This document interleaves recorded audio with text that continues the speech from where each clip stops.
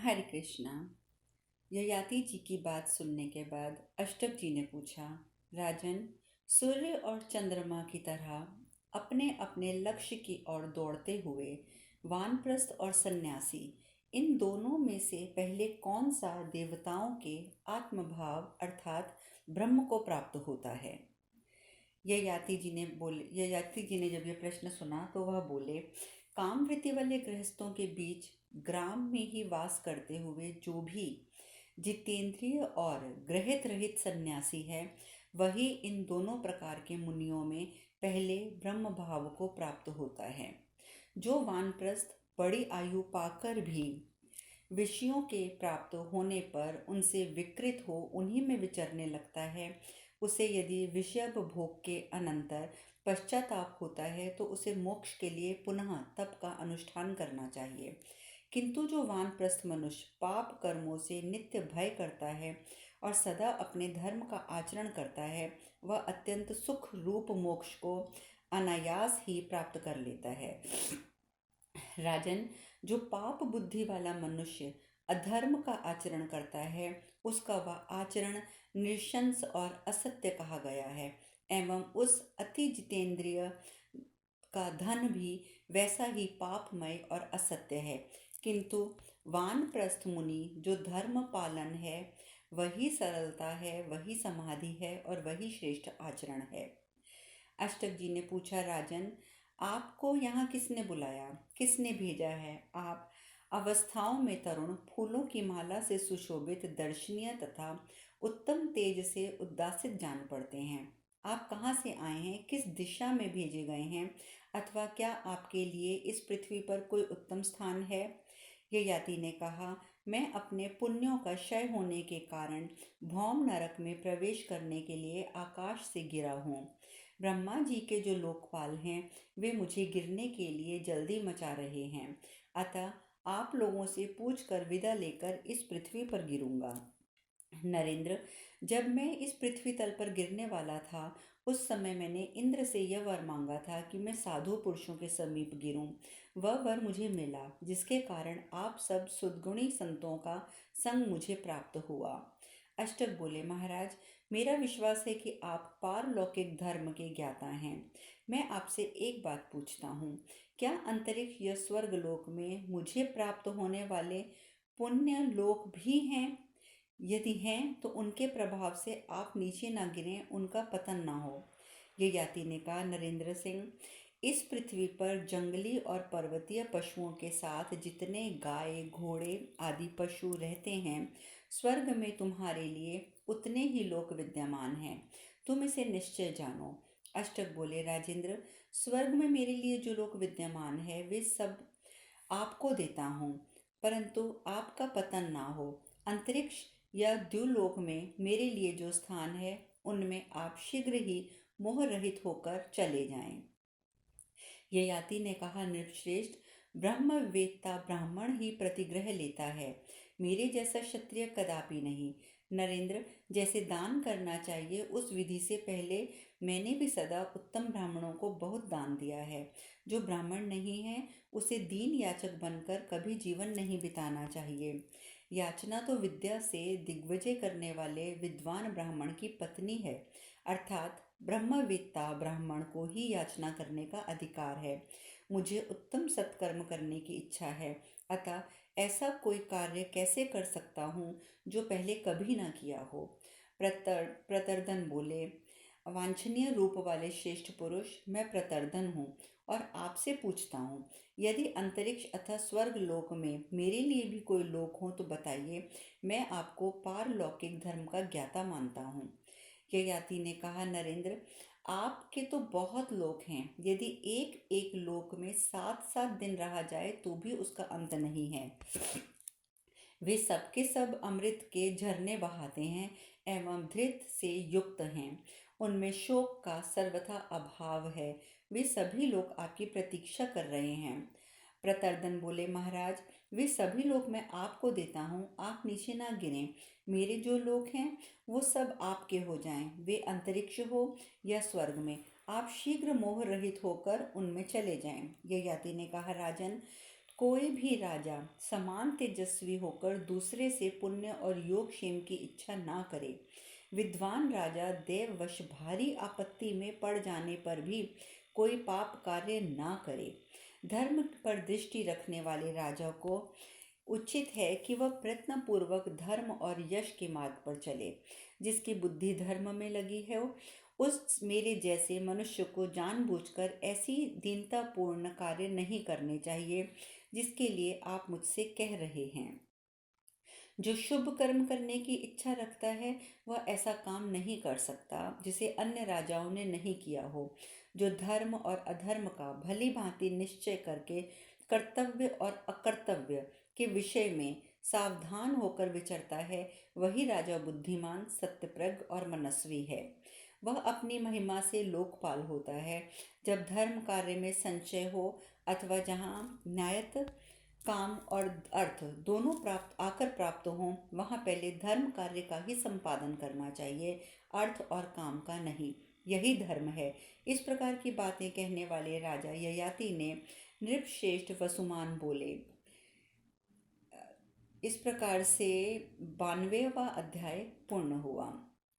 वसुमान ने कहा, नरेंद्र, मैं उषद श्रव का पुत्र वसुमान हूँ और आपसे पूछ रहा हूँ, यदि स्वर्ग और अंतरिक्ष में मेरे लिए कोई विख्यात लोक है तो बताइए। मैं आपको पारलौकिक धर्म का ज्ञाता मानते हुए आपसे ये प्रश्न करता हूँ।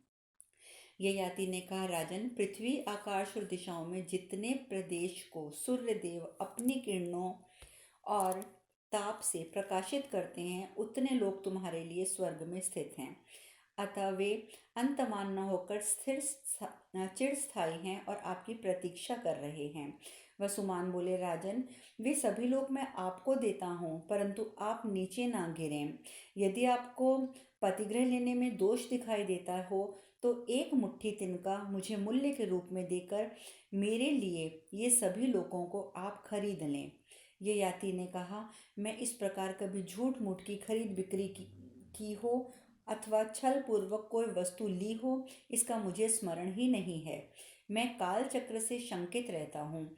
जिसे पूर्ववर्ती अन्य महापुरुषों ने नहीं किया वह कार्य मैं नहीं कर सकता क्योंकि मैं सत्कर्म करना चाहता हूँ। वसुमान बोले, राजन, यदि आप खरीदना नहीं चाहते तो मेरे द्वारा स्वतः अर्पण किए हुए पुण्य लोगों को ग्रहण कीजिए। नरेंद्र, निश्चय जानिए, मैं उन लोकों में नहीं जाऊंगा। वे सब आपके ही अधिकार में रहेंगे। शिबी ने कहा, तात, मैं उसी नर का पुत्र शिबी आपसे पूछता हूँ, यदि अंतरिक्ष और स्वर्ग में मेरे लायक कोई स्थान है तो आप मुझे बताइए। ययाति ने बोला, नरेंद्र, जो जो साधु पुरुष तुमसे कुछ मांगने के लिए आए हैं तुमने वाणी से कौन कहे मन से भी अपमान नहीं किया है। इस कारण स्वर्ग में तुम्हारे लिए अनंत लोक विद्यमान है जो विद्युत के समान तेजोमय, भांति भांति के सुमधुर शब्दों से युक्त और महान है। शिबी ने कहा, महाराज, यदि आप कुछ खरीदना भी नहीं चाहते तो मेरे द्वारा स्वयं अर्पण किए हुए पुण्य लोकों को ग्रहण कीजिए। उन सबको देकर निश्चय ही मैं उन लोकों में नहीं जाऊंगा। वे लोग ऐसे हैं जहाँ जाकर धीर पुरुष कभी शोक नहीं करते। यह याति ने कहा, नरवर शिबी, जिस प्रकार तुम इंद्र के समान प्रभावशाली हो उसी प्रकार भी तुम्हारे लोक भी अनंत हैं। तथापि दूसरे के दिए हुए लोक में मैं विहार नहीं कर सकता, इसलिए तुम्हारे दिए हुए का मैं अभिनंदन नहीं करता हूँ। अष्टक जी ने जब ये सुना तो अष्टक जी बोले, राजन, यदि आप हम में से एक एक के दिए हुए लोगों को प्रसन्नता पूर्वक ग्रहण नहीं करते तो हम सब लोग अपने पुण्य लोक आपकी सेवा में अर्पित करके भूलोक में जाने को तैयार हैं। ये याति बोले, मैं जिसके योग्य हूँ उसी के लिए यत्न करो क्योंकि साधु पुरुष सत्य का अभिनंदन करते हैं। मैंने पूर्व काल में जो कर्म नहीं किया उसे अब करने योग्य मैं नहीं समझता। अष्टक ने कहा, आकाश में किसके 5 सुवर्णमय रथ दिखाई देते हैं जिन पर आरूढ़ होकर मनुष्य सनातन लोकों में जाने की इच्छा करता है। ययाति बोले, ऊपर आकाश में स्थित प्रज्वलित अग्नि के लपटों के समान जो 5 सुवर्णमय रथ प्रकाशित हो रहे हैं वे आप लोगों को स्वर्ग ले जाएंगे। वैशंपायन जी आगे बताते हैं, राजन, इस प्रकार तपस्वी माधवी उधर आ निकली। उसने मृग चर्म से अपने आप को ढक रखा था। वृद्धावस्था प्राप्त होने पर वह मृगों के साथ विचरती हुई मृग व्रत का पालन कर रही थी। उसकी भोजन सामग्री और चेष्टा मृगों के तुल्य थी। वह मृगों के झुंड में के साथ यज्ञ मंडप में प्रवेश करके अत्यंत विस्मित हुई और यज्ञ की भूमि की सुगंध लेती हुई मृगों के साथ वहां विचरने लगी। यज्ञशाला में घूम घूम कर अपने अपराजित पुत्रों को देखती और यज्ञ की महिमा का अनुभव करती हुई माधवी बहुत प्रसन्न थी। उसने देखा स्वर्गवासी नहुष नंदन महाराज ययाति आए हैं, परंतु पृथ्वी का स्पर्श नहीं कर रहे हैं, आकाश में स्थित हैं। अपने पिता को पहचानकर माधवी ने उन्हें प्रणाम किया। तब वसुमान ने अपनी तपस्विनी माता से प्रश्न करते हुए कहा। वसुमान बोले, माँ, तुम श्रेष्ठ वर्ण की देवी हो, तुमने इन महापुरुष को प्रणाम किया है। ये कौन है, कोई देवता या राजा? यदि जानती हो तो मुझे बताओ। माधवी ने कहा, पुत्रों, तुम सब लोग एक साथ सुन लो। ये मेरे पिता नहुष नंदन महाराज ययाति हैं। मेरे पुत्रों के सुविख्यात मातामह नाना यही हैं। इन्होंने मेरे भाई पुरु को राज्य पर अभिषिक्त करके स्वर्गलोक की यात्रा की है, परंतु न जाने किस कारण से ये महायशस्वी महाराज पुनः यहाँ आ गए हैं। वैशंपायन जी आगे कहते हैं, राजन, माता की बात सुनकर वसुमान ने कहा, माँ, ये अपने स्थान से भ्रष्ट हो गए हैं। पुत्र का वचन सुनकर माधवी भ्रांतचित हो उठी और दौहित्रों से घिरे हुए अपने पिता से इस प्रकार बोली, पिताजी, मैंने तपस्या द्वारा जिन लोगों पर अधिकार प्राप्त किया है उन्हें आप ग्रहण करें। पुत्रों और पौत्रों की भांति पुत्री और दौहित्रों का धर्माचरण प्राप्त किया हुआ धन भी अपने अपने ही लिए है, यह वेदविता ऋषि कहते हैं। अतः आप हम लोगों के दान और तपस्या जनित पुण्य से स्वर्गलोक में जाइए। ययाति बोले, यदि ये धर्म जनित फल है तब तो इसका शुभ परिणाम अवश्यंभावी है। आज मुझे मेरी पुत्री और महात्मा दौहित्रों ने तारा है, इसलिए आज से कृतकर्म श्राद्ध में दौहित्र परम पवित्र समझा जाएगा। इसमें संशय नहीं है कि वे पितरों का हर्ष बढ़ाने वाला होगा। श्राद्ध में 3 वस्तुएं पवित्र मानी जाएंगी, दौहित्र, कुतप और तिल। साथ ही इनमें 3 गुण भी प्रशंसित होंगे, पवित्रता, अक्रोध और अत्वरा यानी कि उतावलेपन का अभाव। तथा श्राद्ध में भोजन करने वाले, परोसने वाले और वैदिक तथा पौराणिक मंत्रों का पाठ सुनने वाले, ये 3 प्रकार भी के मनुष्य भी पवित्र माने जाएंगे। दिन के 8वें भाग में जब सूर्य का ताप घटने लगता है, उस समय का नाम कुतप है। उसमें पितरों के लिए दिया हुआ दान अक्षय होता है। तिल पिचासों से श्राद्ध की रक्षा करते हैं, कुछ राक्षसों से बचाते हैं, क्षत्रिय ब्राह्मण पंक्ति की रक्षा करते हैं, और यदि यतिगण श्राद्ध में भोजन कर लें तो वह अक्षय हो जाता है। उत्तम व्रत का आचरण करने वाला पवित्र क्षत्रिय ब्राह्मण श्राद्ध का उत्तम पात्र है। जब वह प्राप्त हो जाए वही श्राद्ध का उत्तम काल समझना चाहिए। उसको दिया हुआ दान उत्तम काल का दान है, इसके सिवा और कोई काल उपयुक्त नहीं है। वैशंपायन जी आगे बताते हैं, राजन, बुद्धिमान ययाति उपयुक्त बात कहकर पुनः अपने दौहित्रों से बोले, तुम सब लोग अब मृत स्नान कर चुके हो। अब महत्वपूर्ण कार्य की सिद्धि के लिए शीघ्र तैयार हो जाओ। अष्टक बोले, राजन, आप इन रथों में बैठिए और आकाश में ऊपर की ओर बढ़िए। जब समय होगा तब हम भी आपका अनुसरण करेंगे। ययाति बोले, हम सब लोगों ने साथ साथ स्वर्ग पर विजय पाई है, इसलिए इस समय सबको यहाँ चलना होगा। देवलोक का यह रजोहीन सात्विक मार्ग हमें स्पष्ट दिखाई दे रहा है। वैशंपायन जी आगे कहते हैं, राजन, तदंतर वे सभी नृपश्रेष्ठ उन दिव्य रथों पर आरूढ़ होकर धर्म के बल से स्वर्ग में पहुँचने के लिए चल पड़े। उस समय पृथ्वी और आकाश उनकी प्रभा से व्याप्त हो रही थी। अष्टक, शिबी, काशीराज प्रतर्दन तथा इक्ष्वाकुवंशी वसुमान ये चारों साधु नरेश यज्ञांत स्नान करके एक साथ स्वर्ग में गए। अष्टक बोले, राजन, महात्मा इंद्र मेरे बड़े मित्र हैं, अतः मैं तो समझता था कि अकेला मैं ही सबसे पहले उनके पास पहुंचूंगा, परंतु ये उशीनर पुत्र शिबी अकेले संपूर्ण वेग से हम सबके वाहनों को लांघकर आगे बढ़ रहे हैं, ऐसा कैसे हुआ? ययाति ने कहा, राजन, उशीनर के पुत्र शिबी ने ब्रह्मलोक के मार्ग की प्राप्ति के लिए अपना सर्वस्व दान कर दिया है, इसलिए ये तुम सब लोगों में श्रेष्ठ हैं।